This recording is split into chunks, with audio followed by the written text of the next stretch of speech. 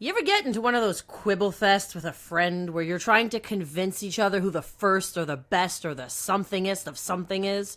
Like, who's the best guitarist? Who was the first to use hammer-on fingering in a guitar solo? Or who was the best ball sport move of all ball sport players of ball sports? Yeah. See, I feel like the goth metal thing is a real quibble. Who's the best and who did it first? We could obviously look at this through an accurate chronological lens, or we could just go with my preference. We're going to go with my preference. That's more fun. See, you're listening to your favorite Silver Vixen and maverick metal music maven, Geneviève Genepi.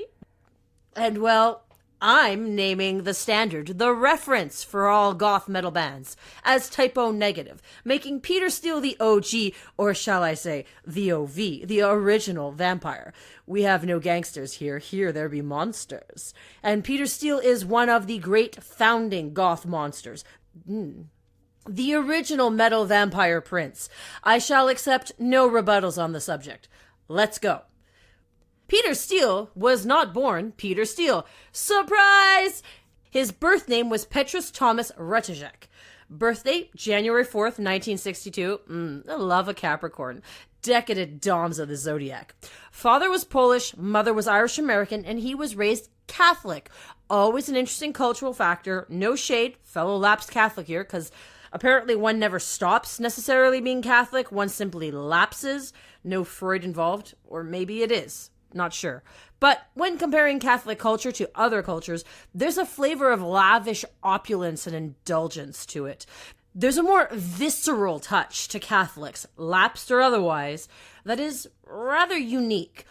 Catholicism emphasizes the use of elaborate and complex ceremonies, complete with symbolic body parts, ornate architecture, think massive Gothic cathedrals with spires and intricate artwork, to convey Catholic themes and evoke a sense of awe and reverence. Growing up in this environment, I would posit artists develop an appreciation for the grandeur and beauty associated with Catholic rituals, which can undoubtedly inspire them to incorporate similar elements in their artistic expressions.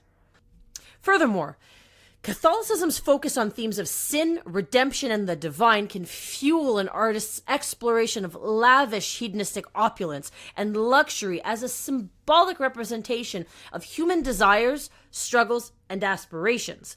The contrast between earthly extravagance and the spiritual purity, and to some extent the technical impossibility of the latter, inherent to Catholic teachings is intriguing, probably more so to artists who are necessarily seeking to develop their own aesthetic. And in my mind, it without a doubt leads to some prompting to explore themes of excess, indulgence, and the fleeting nature of worldly pleasures in their work.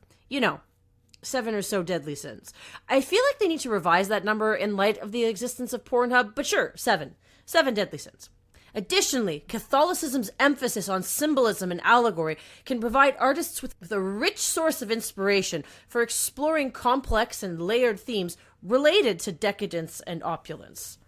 We're running into some word repeat again. At least it's a different word than the last episode. Okay, instead of decadence, let's say luxurious sumptuousness, or sumptuous luxury. Whichever you prefer.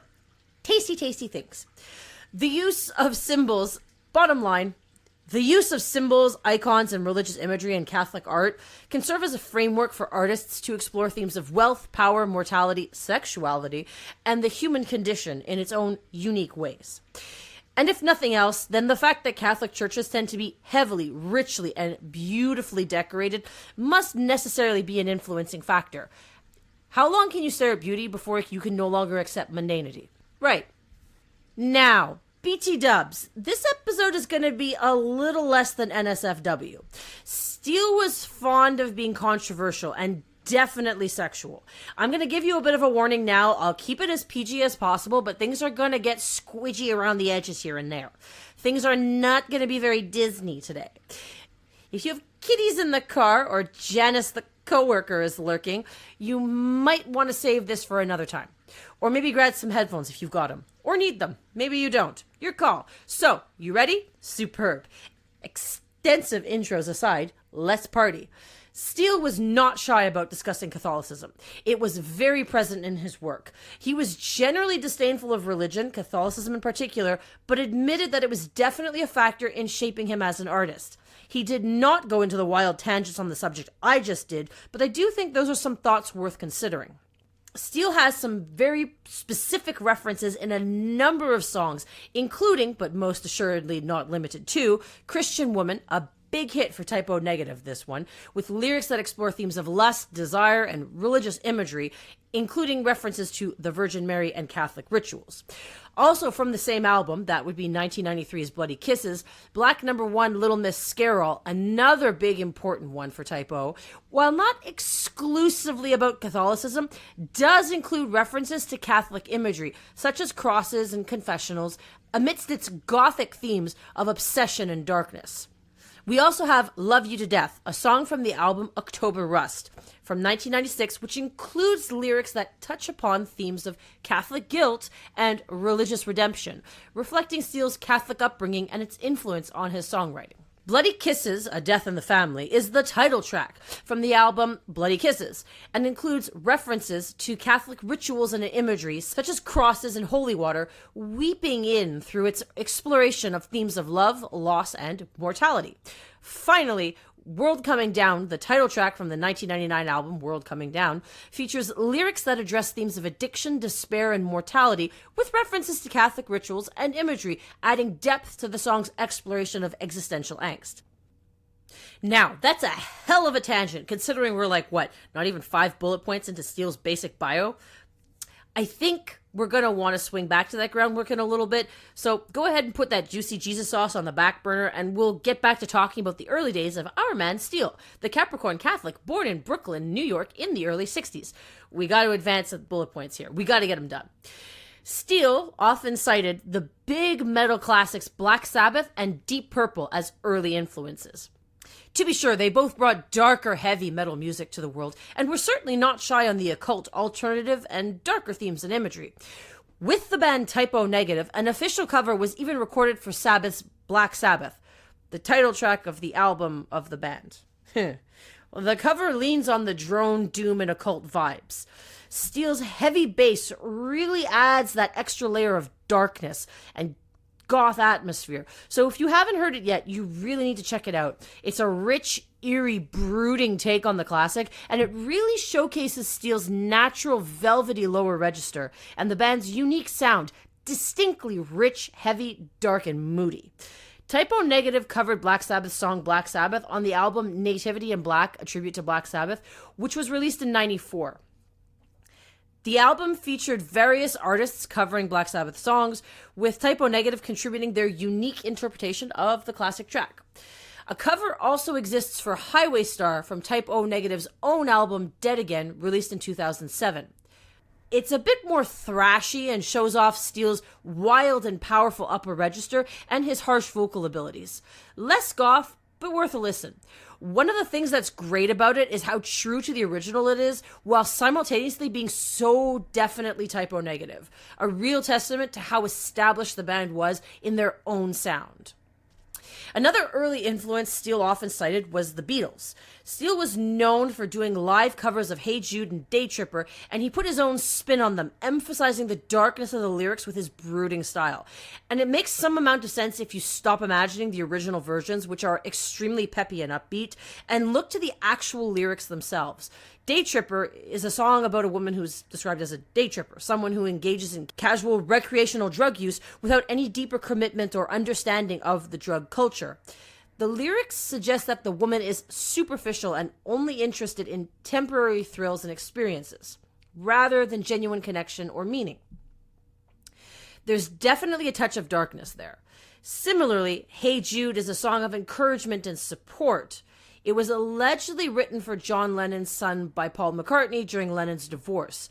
The song's lyrics offer comfort and reassurance to a troubled individual, urging them to persevere through difficult times and not to be afraid.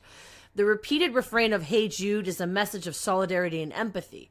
There's definitely a touch of darkness there too, since obviously it was written as a, hey, look on the positive side, but you can also take it as a portal into the darkness of the mundane letdowns in life if you reframe it from the standpoint of, look, the bright side is not where we are right now, which is a little bit what Steele does with the cover. And if you have a listen to Steele's covers, you can definitely feel those vibes. These are not themes Steele was shy about touching. Not that I think there was anything he was really shy about touching. Very touchy guy. I'd note that, as usual, I'll be organizing the Chatty Metalhead Weekly playlist on Spotify so you can listen to all the songs I name. I'm going to try to get it onto YouTube this week, but no promises. Google is still not loving me. The playlist is under my Spotify profile. That's Genevieve Genepi, Genevieve. Genepi is Genepi. Please, call me Jen. Have a listen, because even if you know Typo Negative already, I really think I'm going to be able to surprise you. And if you don't know Typo already, well, boy, you're in for a ride. Don't forget to follow the playlist so you can hear next week's as well. So, back to business and early influences.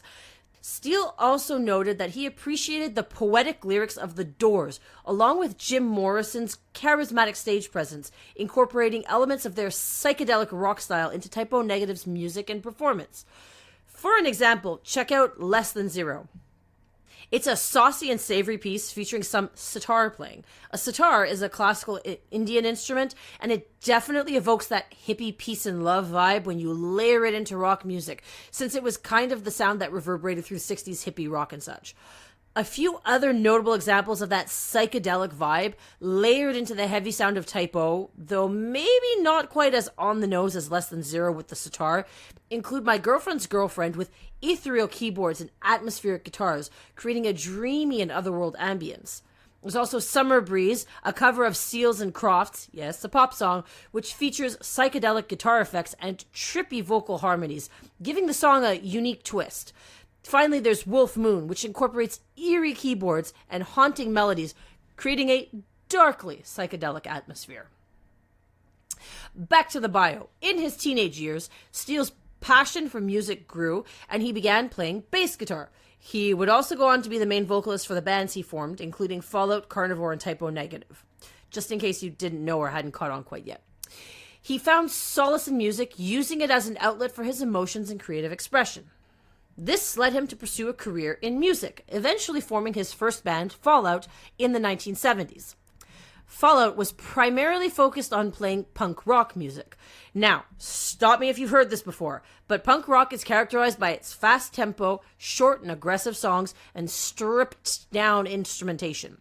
Steele was known to have cited an admiration for Black Flag's raw energy and DIY ethos, which influenced his attitude towards music and performance in both Carnivore and Typo Negative.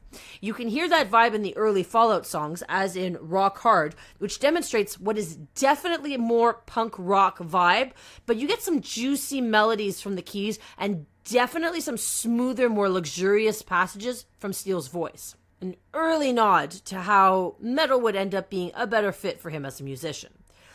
Getting properly not safe for work here. The title Rock Hard is not describing heavy guitar-driven music, if you hadn't guessed. It's overtly sexual as a song, describing a few necrophiliac fantasies in fairly explicit manner. The song's aggressive musical style, characterized by heavy guitar riffs that are punky and spunky but pack some chug, along with the driving and pounding rhythms, complements the provocative lyrics, creating a confrontational and rebellious atmosphere. Rock Hard shows that Steele's lyrics and themes reflect his penchant for exploring taboo subjects and pushing boundaries.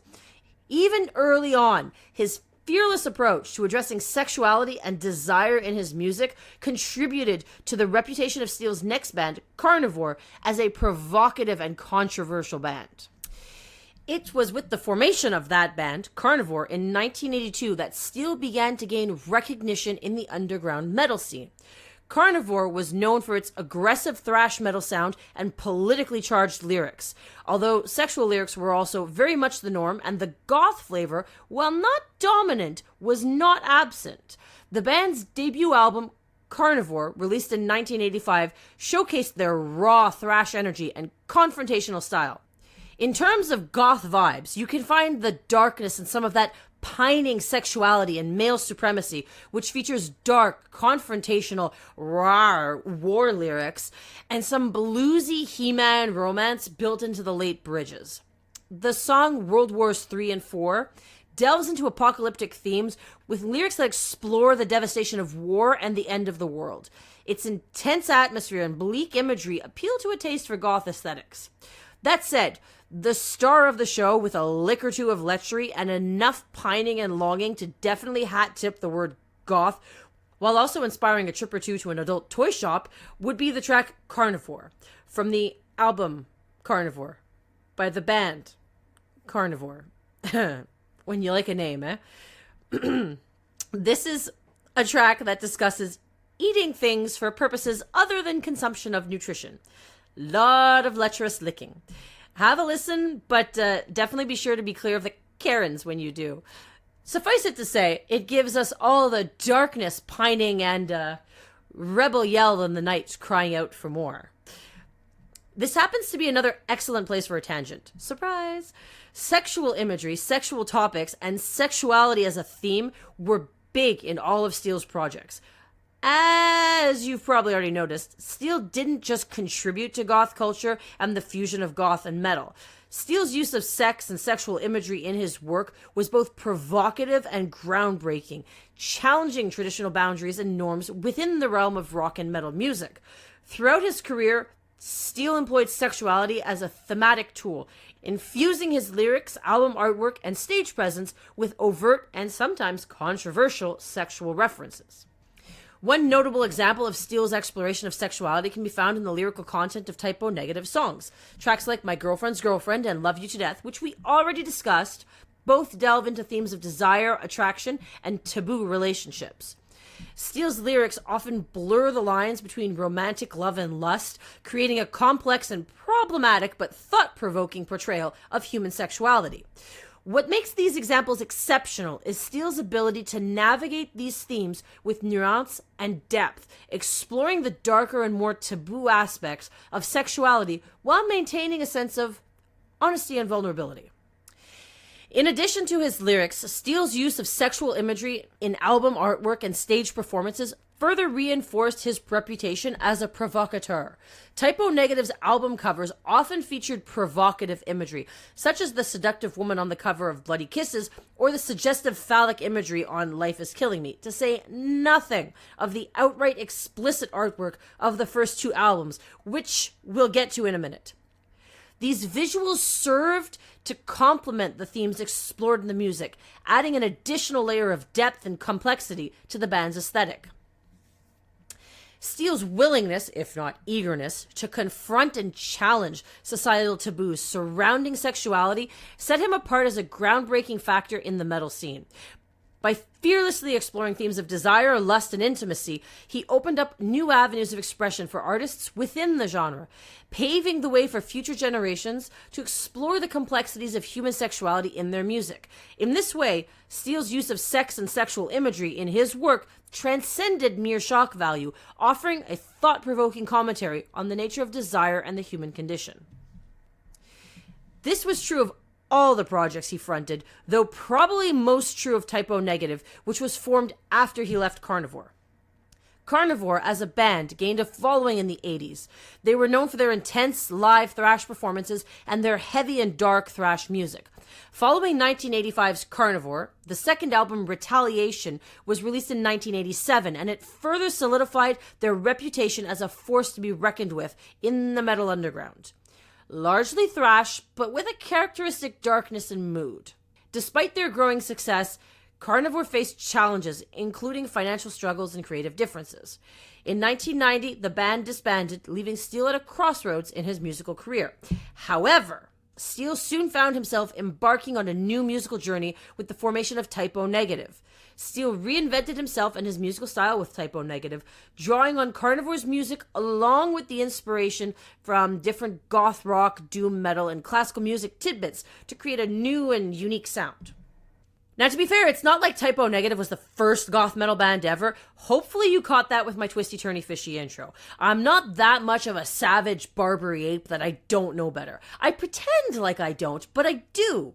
I get a little feisty and into it, and I'm sure for a split second it might have sounded that way, like I was trying to pitch Type O as the first goth metal band ever, but no, certainly not. Well before Type O was formed, we had My Dying Bride, Theater of Tragedy, Tiamat, and Paradise Lost, who... I'm in a mood today, man. I'm finding them. Paradise Lost has an album called Lost Paradise with, you guessed it, a track titled Paradise Lost. I'll see myself out now. But before I do, just know that there was definitely goth metal before Type O. Type O is just one of the big ones, and Peter Steele is, at least in my estimation, and hopefully I'll be able to convince you by the end of this episode, one of the very important figures. They might not have been the first, but they are very, very, very much the standard. And that's pretty important. Type O, because I had just discovered in the last 30 seconds or so that I am not capable of continuously repeating all 5 syllables and will be whittling it down to 2 from here on in. So, Type O crafted a unique sound that defied categorization. Steele's deep bass vocals became a defining characteristic of the band's sound, complemented by guitar work that rang with a little bit of the Carnivore thrash intensity, as well as with some atmospheric keyboards that definitely brought the goth, and powerful drumming that, again, were definitely flavored with some thrash. In 1991, Type O Negative released their debut album, Slow, Deep, and Hard. And thank gosh golly, because I was starting to not be able to behave myself here, I could not have done another triple. The album was Type O's own original blend of dark, heavy music with elements of humor and irony. The tude was definitely there, from the long whisper of silence at the beginning of the album, designed to trick the listener into turning up the volume only for the next song to come blaring on, to the clip of the Viagra commercial and then the quirky instrumental. The quirky humor throughout and the punky tone of the album as a whole made it rather unique. The thrash is still present, but it isn't quite the dominant sound, and the moody atmospheric keys help balance the rawness, giving it a unique vibe. It wasn't yet the full Type O sound, but it was starting to be. The album received critical acclaim and established Type O Negative as innovators in the metal scene. The songs with the most notable goth vibe include Unsuccessfully Coping with the Natural Beauty of Infidelity. This track, often referred to simply as I Know You're Boning, no it's not, Someone Else, is an introspective and emotionally charged piece dealing with themes of betrayal, despair, and self-loathing. It's all emotional mood with a good dose of broody emo goth intensity. The brooding atmosphere and Steele's deep, melancholic vocals contribute to the song's gothic undertones. The Misinterpretation of Silence and Its Disastrous Consequences is an instrumental track which serves as an atmospheric interlude on the album, featuring eerie keyboards and ambient sounds that evoke a sense of darkness and foreboding. Definitely a goth vibe, though again, as a whole, the album was still kind of in flux in terms of actually becoming Type O, but the pieces were all there. One more thing. Did I mention the album cover? Yeah, the album cover art is an extreme close-up from a porn magazine. If you look it up, it's a nuclear waste kind of radioactive green of static fuzz with some sort of arching shape towards the bottom. That shape is, well, it's a close-up of vaginal penile penetration. Quintessential Type O, that was. This vibe of sexuality as dissidence continues in their second-ish album, The Origin of Feces, where an actual photo of Steele's anus was used for the cover. The layer of punniness extends to the title, which, if you didn't catch, is a pun on Darwin's The Origin of Species. That pun is in part why I say second-ish, because the album largely features tracks pretending to be live, all layered with applause and fake audience sounds, made from real audience sounds. Whatever, you get the idea. There were a few new tidbits, but it was mostly just coasting on the theme of the first album. So, second-ish. Now, before we hobble further, we ought to maybe have a quick discussion about goth. We won't devote too much time to what goth is, since that could take a whole episode, but the summary of it is goth is a post-punk movement. Where punk was a simple, stripped-down and raw version of rebellious rock music. I'm sure I must have said this somewhere before. Post-punk, inversely, wanted to be able to experiment and enjoy textures and ideas beyond the minimum that traditional punk would allow, while still remaining true to punk as a general idea of dissonance, rebellion, and authenticity, and that ever-present DIY ethos. In the late 70s and 80s, goth springs from this post-punk movement, still embracing punk's non-conformity, but embracing themes of darkness, melancholy, and romanticism, and drawing on a variety of sources, including literary, cinematic, and artistic, and of course, from the post-industrial British backdrop it was itself growing up in. The big names to drop for original goth artists would be Susie and the Banshees, the Bow Wows, Joy Division, Sisters of Mercy, and The Cure. These artists, these trad goths, as the kids now call them, were noted for their all-black attire, which itself comes from the punk movement, as well as their musical taste for haunting vocals and eerie atmosphere settings. In terms of themes, the music typically explores alienation, romance, and existential angst. We will not travel any further than that, since this is more an exploration of Peter Steele and Typo Negative, not a breakdown of goth. But the least we need to mention, especially now that we're getting into the bits where we reflect on Typo as a goth metal band, and as setting the standard for goth metal, we really might want to have our terms defined a bit. The important idea is that goth continued the nonconformity of punk, but instead of being just anger, it was more pensive and it embraced more luscious ideas and aesthetics. I think one of the sweetest, simplest, and yet most accurate ways to summarize goth that's running around on the socials at this point is that goth contemplates and admires the shadows because every ray of sunshine casts one. There's a beauty to the sadness. That kind of thing. Sums it up nicely. So, terms defined. We didn't really have a ton of goth from Steele up to this point. It was there, but vaguely, barely. There was darkness, there was contemplation and rebellion, flavors taken from his punk and subsequent thrash roots, which themselves, of course, carry a flavor of punk. But until Typo really started to become their own unique entity, we weren't getting the full dose. Steele had admitted to being a fan of the Sisters of Mercy, including their goth rock aesthetic and atmospheric sound.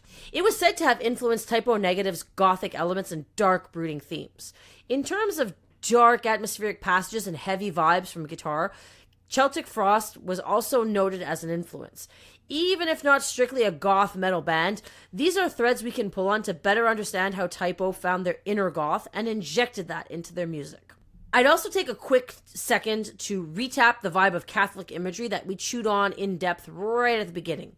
Keeping in mind that goth aesthetics is open to embracing the opulence and the decay, the intricacies and the void, the splendor and the ruin, the magnificence and the desolation. It is fitting and mixes well with the background in Catholicism. That's it. That's my point. No further argument, just curious how well it fit together, though you wouldn't necessarily expect them to.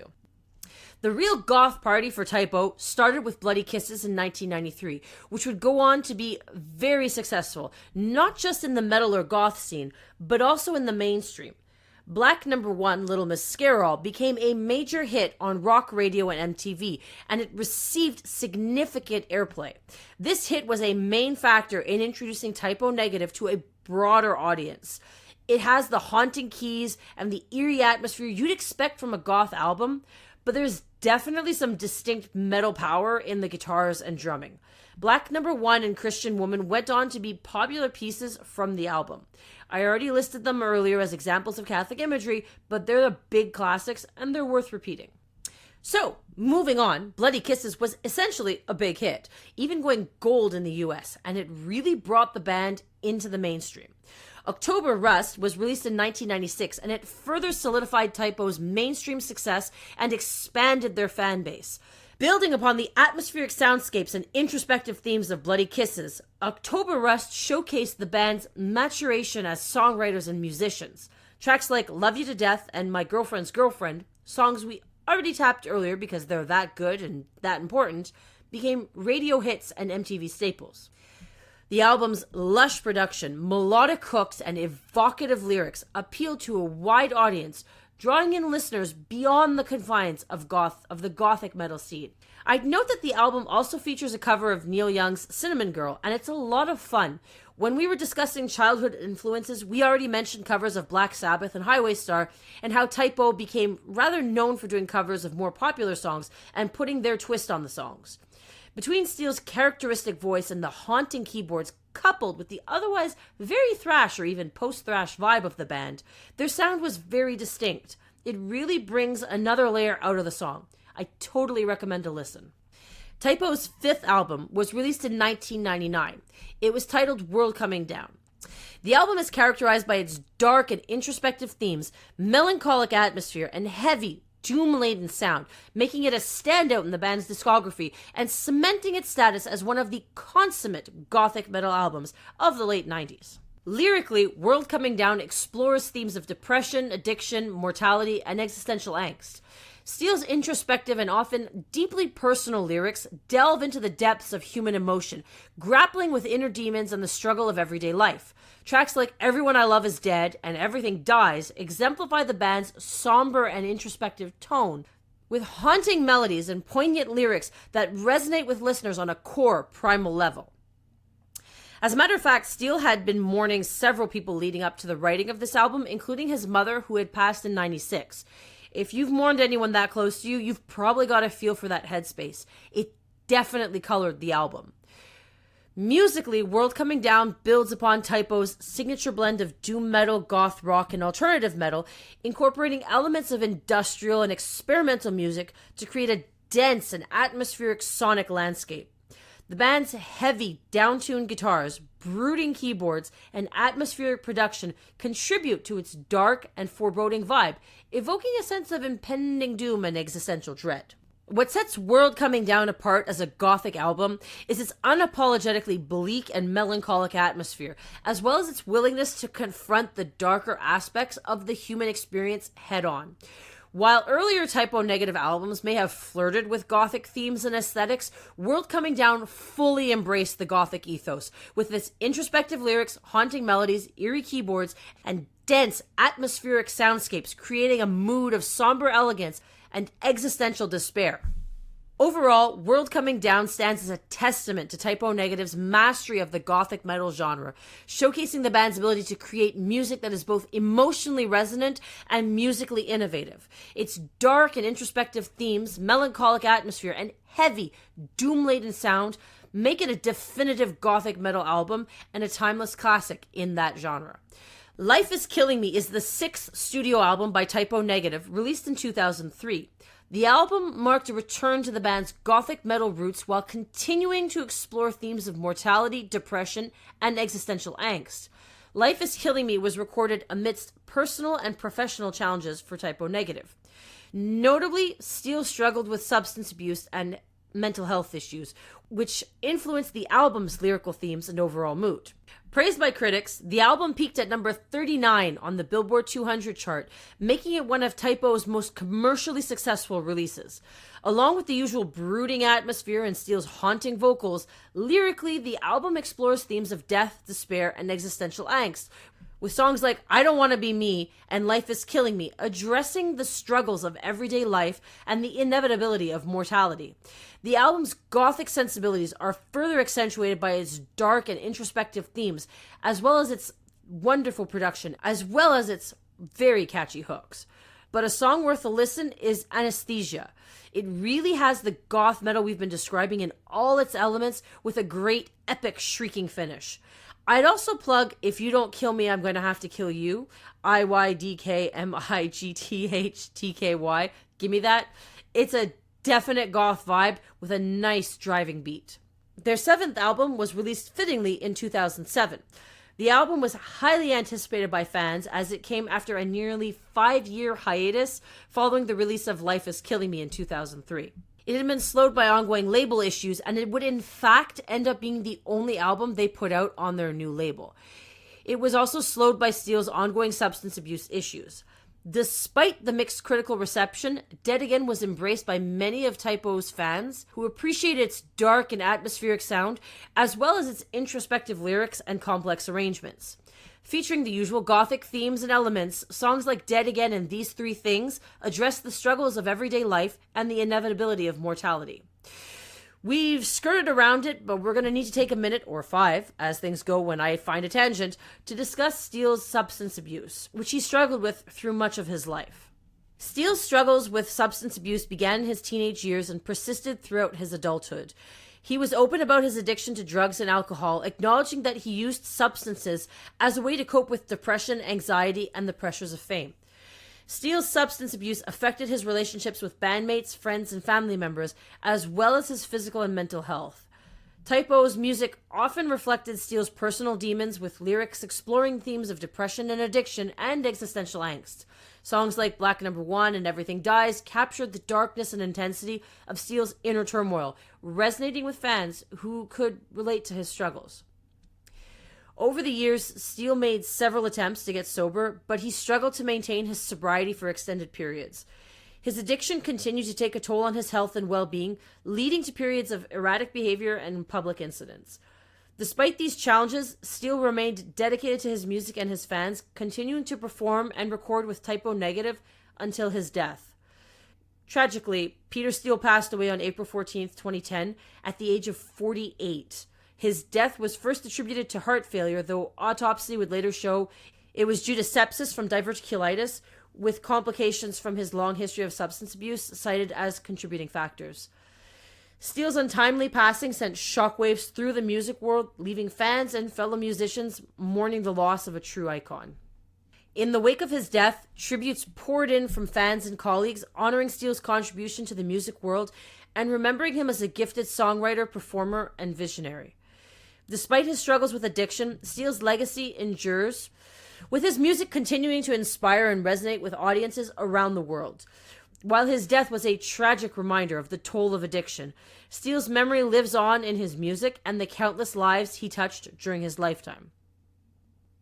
But let's not end on a sad note. There are a few swirls and side notes we haven't gotten into yet, and I didn't know the guy personally, but I get the sneaking suspicion he would not be fond of an episode largely dedicated to him going out on a sad note. So let's pick it up. One of the things we haven't gotten into yet, for I simply have not found a reason to go off onto a tangent about it yet, would be Steele's actual physical presence and appearance. Steele had a physical look that contributed to the intense goth vibe. He was known for his imposing physical presence and distinctive style of dress, both of which contributed to his iconic image as the frontman of Type O. Standing at 6 feet and 7 inches tall, Steele possessed a commanding stature that immediately drew attention. His muscular build, deep voice, and brooding demeanor further added to his imposing presence on stage and in music videos. Steele's style of dress was characterized by its gothic and masculine aesthetic, reflecting his love for dark and dramatic fashion. He often wore all black clothing, including leather jackets, trench coats, and fitted shirts, which emphasized his tall and muscular physique. Steele also favored tight-fitting pants, often paired with combat boots or platform shoes, adding to his towering stature. In addition to his clothing, Steele was known for his distinctive hairstyles, which typically consisted of long, dark hair styled in a variety of ways. He experimented with different hair lengths and textures over the years, sometimes sporting shoulder-length locks, while at other times opting for a more closely cropped style. Regardless of the specific hairstyle, Steele's dark hair framed his striking features and added to his gothic image and that of Type O. The other yellow brick road we haven't followed just yet is the tongue-in-cheek humor of Type O and Steele. We already noted the origin of feces, but the puns don't end there. We also have, of course, Dark Side of the Womb, a play on words with Pink Floyd's Dark Side of the Moon. Steele was also fond of subverting expectations in that punk rock way. Kill All the White People and Love You to Death are both examples of subverting expectations. Type O was also not shy about poking fun at their own goth fan base, including on songs like We Hate Everyone and Black Number One, playing on misanthropic and goth culture stereotypes, respectively. My Girlfriend's Girlfriend was another fun one, exploring the idea of a love triangle in a quirky manner. Add in the quirky album art they were known for, and you really get a humorous vibe that runs throughout. Though the dark and brooding was right there with the punk rock envelope pushing, there was also a sense of fun and playfulness. Genius at its best. In summary, Peter Steele is very much the metal OV. There may have been goth metal before, but Type O was a major innovative band that pushed the genre and set the bar. A major element in metal and goth alike is authenticity. Though the two subcultures are notably separate, Steele managed to blend both and be authentic in both. A goth and a metal icon, he brought the two together firmly in new and exciting ways with his humor, punky thrash metal, taste for the devious, and for pushing music to new places. Taken a bit too early, he very much deserves to be counted among the old gods as the original vampire of the liminal territory that sits between goth and metal.